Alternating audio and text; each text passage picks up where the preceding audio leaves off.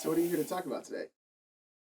I'm a deep industry insider here to talk about cryptocurrency. It's secretive.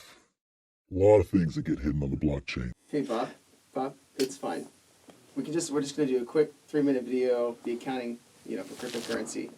Accounting for cryptocurrency? Well, that's a lot less sexy.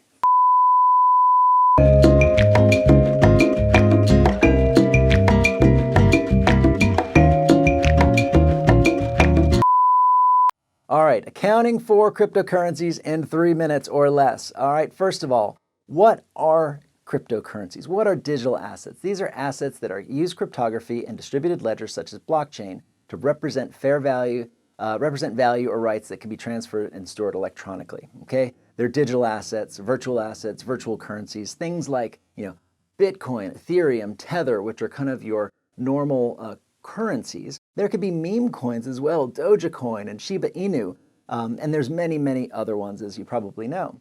It could also be non-tokens, which are things like NFTs, right? Your non-fungible, non-currency tokens.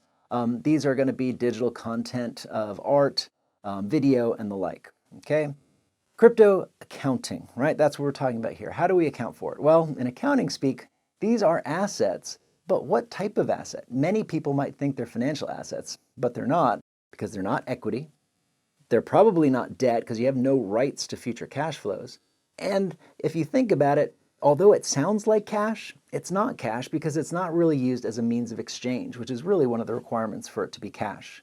So as a result, you end up having these instruments be considered intangible assets. Now, we'll talk about some new guidance that just came out, but what that meant before was intangible assets essentially are going to be either finite or indefinite, and they'd be accounted for at cost less impairment. And if that's the case, because they're indefinite-lived intangible assets, we'd only be writing downward trends through the P&L. Any upward trends would never get recognized. And that's not really good if you're holding this for some kind of investment purpose. So as a result, we had some really weird accounting under US GAAP. Well, thankfully, the ASU came out recently, ASU 2023-08, that kind of gave us another form of intangible assets specifically for cryptocurrencies.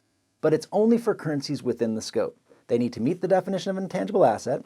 There needs to be no enforceable right or claim on the underlying good, service, or other rights. They must reside on the distributed ledger using cryptography. They must be fungible, and you can't be the creator of that currency. If that's the case, you get to account for cryptocurrencies at fair value through profit and loss. So that means we're recognizing all gains and losses in the statements as they occur, okay? But these are special intangible assets nonetheless. So we're going to recognize them in our financial statements, put the balance sheet and the income statement on a separate line item from other intangible assets. And as you can imagine, there's a bunch of new disclosures that we need to do as well. This new standard, ASU 2023-08, is effective no later than 2025. However, you can early adopt. And when you do that, it's going to be through a cumulative effect adjustment. Hopefully, this is the beginning of a lot of good changes that happen for the accounting for cryptocurrencies. So, cryptocurrencies is an emerging issue, and we cover accounting and reporting for cryptocurrencies in a lot of different courses at GAAP Dynamics through our update courses, whether it be through US GAAP or IFRS updates, or even industry-specific updates, such as our investment management updates. So be on the lookout for new developments in cryptocurrency and other areas of accounting in those courses.